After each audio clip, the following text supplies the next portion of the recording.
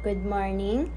Thank you for calling the Department of Management of Cavite State University Imus Campus.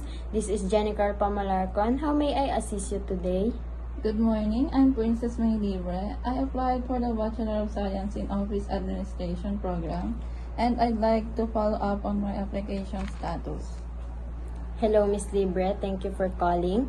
I'd be happy to help you check on your application. May I ask for your full name and the reference number given to you when you submitted your documents? Sure, my full name is Princess May Libre, and my student number is 251080485.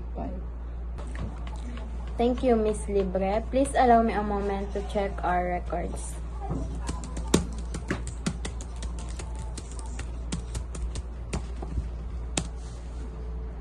Thank you for waiting. I have located your application. Good news, your documents are complete and you have been scheduled for the entrance interview on April 10, 2027 at 2 p.m.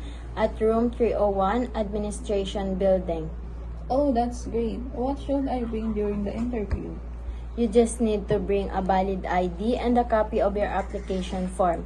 Miss Libre, also please arrive 15 minutes before your schedule for registration. Noted, that's all. Thank you so much for your help.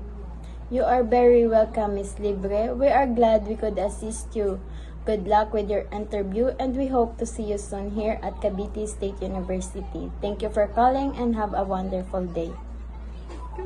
Thank you, goodbye. Goodbye.